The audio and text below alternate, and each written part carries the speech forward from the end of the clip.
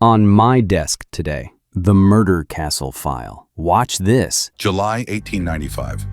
Chicago police descend a narrow staircase into the basement of an ordinary-looking three-story building on 63rd Street. The hazy smell of gas hangs in the air. As the men tear away a wall, they discover a large tank, a metal-lined chamber sealed tight. The moment they break through, the stench of death fills the basement, driving the crew back.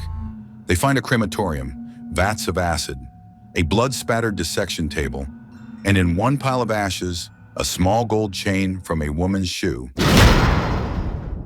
Welcome to the Creepy History Files.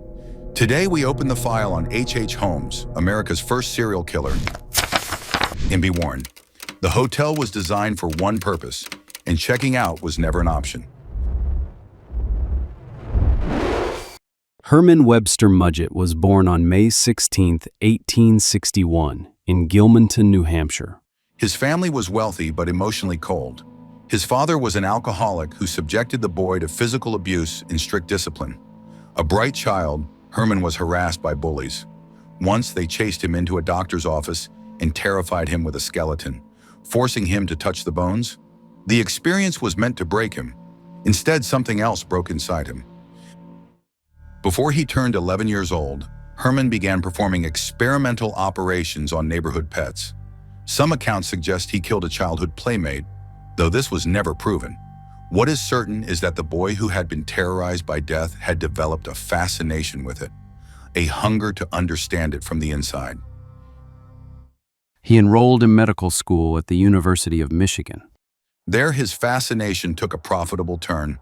Holmes stole cadavers from the laboratory, burned or disfigured them, then planted the bodies to make it look as if they had been killed in accidents. Before planting them, he took out insurance policies on these fictitious people. The pattern was established early. Death was not just fascinating. Death was currency. By 1886, Mudgett had abandoned his first wife, Clara, whom housemates recalled he had been physically violent with, and reinvented himself as Dr. Henry Howard Holmes. He arrived in Chicago, a city booming with opportunity and danger, filled with hopeful newcomers seeking their fortunes. Holmes found work at a pharmacy in the Englewood neighborhood on the city's south side. When the elderly owner disappeared under mysterious circumstances, Holmes took over the business. He told customers she had moved to California. In 1887, Holmes purchased a vacant lot across the street and began construction on what he called the World's Fair Hotel. He acted as his own architect and personally supervised numerous construction crews, all of whom were quickly hired and fired. No single worker ever saw the complete plans. As far as the police were later able to determine, he never paid a cent for any of the materials that went into the building. The finished structure was 162 feet long and 50 feet wide, 3 stories tall with a stone basement. To the outside world, it appeared to be an ordinary commercial building with shops on the ground floor and rooms for rent above. Inside, it was something else entirely. Over 100 rooms, many without windows, doorways that opened onto brick walls, stairways that led to nowhere, secret passages behind false partitions, doors that could only be locked from the outside, chutes that dropped from the upper floors directly into the basement, and on the 3rd floor, a soundproof, airtight vault lined with steel and equipped with a gas jet. By blowing on any of the air pipes connected to the vault, Holmes could extinguish the flame. Anyone trapped inside would suffocate in darkness, clawing at the walls. All of the doors and some of the steps were connected to an intricate alarm system. Whenever someone stepped into the hall or headed downstairs, a buzzer sounded in Holmes's bedroom. He knew where everyone was, always. The 1893 World's Fair, known as the Columbian Exposition, celebrated the 400th anniversary of Columbus's arrival in the Americas. The enormous exhibition attracted more than 27 million visitors to Chicago. Holmes's building stood 3 miles west of the fairgrounds. He promoted it as a hotel for fairgoers, particularly young women arriving alone, seeking employment at the fair, or hoping to start new lives in the gleaming white city. They never left. Holmes required his employees to carry life insurance policies naming him as beneficiary. He seduced women, became engaged to them, secured control of their savings, then they vanished. When asked about their whereabouts, Holmes had ready explanations. They moved to California. They went to a family wedding in Iowa. They simply decided to leave. Around Christmas in 1891, Julia Connor and her daughter Pearl vanished. Julia had been Holmes's mistress. He later overdosed her with chloroform before poisoning and butchering Pearl. Their bodies were never found. In 1892, Emmeline Segran, Holmes's former secretary whom he had proposed to, disappeared. Her remains were never recovered. In 1893, Minnie Williams arrived. She had inherited property in Texas worth a considerable sum. Holmes charmed her, controlled her, took possession of her assets. When her younger sister Nanny, just 18 years old, came to visit in July 1893, she wrote to her aunt with cheerful news. She signed off with the message that Brother Harry and sister would see to her, and she hoped their hard days were over. Neither Minnie nor Nanny were ever seen alive again.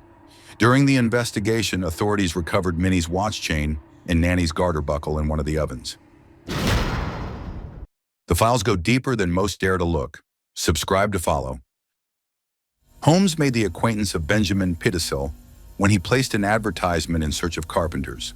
Pitticell was a petty criminal and alcoholic, but the two became close friends, and Pitticell quickly became Holmes's right-hand man for several criminal schemes.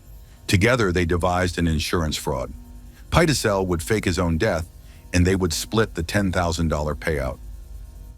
But Holmes had other plans. On September 4, 1894, Holmes knocked Pitticell unconscious with chloroform and set his body on fire with benzene. In his confession, Holmes implied Pitticell was still alive when the flames took him. Holmes then collected the insurance money and turned his attention to Pitticell's children. He convinced their mother to let him take 3 of them, Alice, Nellie, and Howard, on a trip while she stayed behind.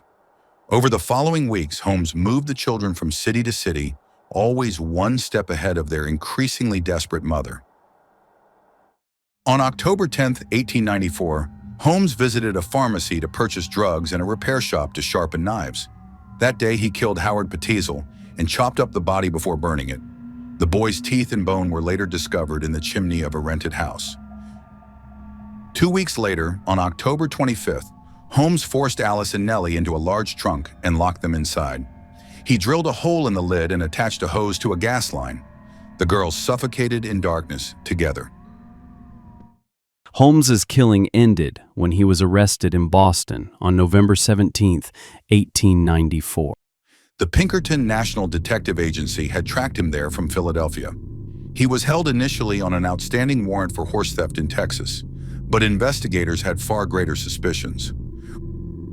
While jailed for another fraud, Holmes had confided in a fellow inmate, the notorious outlaw Marion Hedgepeth, about the insurance scheme. Hedgepeth later revealed everything to investigators. In June 1895, Detective Frank Geyer of the Philadelphia Police Department began retracing Holmes's steps. Using information from unsent letters written by the Pitticell children, letters Holmes had kept for unknown reasons, Geyer followed the trail from city to city. In Toronto, he found the bodies of Alice and Nellie in a cellar. The detective wrote that the deeper they dug, the more horrible the odor became, and at 3 feet, they discovered what appeared to be the bone of the forearm of a human being. Geyer continued his search and found the burnt remains of Howard Pitticell. The discovery of the children's bodies led investigators back to Chicago, to the building on 63rd Street that locals had begun calling the Castle. What they found inside sealed Holmes's fate. The second floor was a maze of some 35 small, windowless rooms. Stairs and doors led nowhere. False partitions concealed secret passageways. Several rooms were without windows or could be made airtight by closing the doors. Others were lined with sheet iron and asbestos, scorch marks darkening the walls. In the vault on the 3rd floor, investigators found claw marks where victims had tried in vain to scratch their way to freedom. The basement held the crematorium, the acid vats, surgical implements, jars of poison, pits of quicklime, a piece of human bone, possibly from Julia Connor, the remains of a child, possibly Pearl, a tuft of human female hair found in a chimney flue. In October 1895, Holmes was put on trial for the murder of Benjamin Pitezel.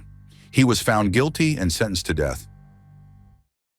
On May 7, 1896, Holmes was hanged at Moyamensing Prison. The marvelous nerve of the man never deserted him.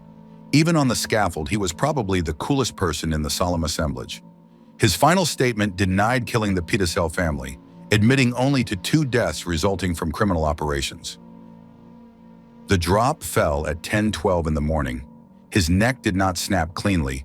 Holmes was strangled slowly, twitching for over 15 minutes before being pronounced dead. Of the 27 killings to which Holmes confessed, only 9 can be confirmed with any certainty. Several people he claimed to have murdered were still alive at the time. Others appeared to be fictional. Some estimates suggest the actual number may have been as high as 200. The truth died with him. The castle itself was gutted by fire in August 1895, just weeks after the investigation began. 2 men were seen entering the back of the building at 9 in the evening. Half an hour later, they were seen exiting and running away. Following several explosions, the castle went up in flames. A half-empty gas can was found underneath the back steps. Who set the fire remains unknown. Patrick Quinlan, the former caretaker of the castle, who knew its secrets better than anyone except Holmes, died by suicide in 1914. He left a 1-sentence note: "I could not sleep." The remaining structure was torn down in 1938. Today, the site is occupied by an unassuming post office. People come and go without knowing what lies beneath their feet. The foundations of America's first murder factory are still buried there, somewhere in the dark. How did a man this dangerous operate for so long without detection?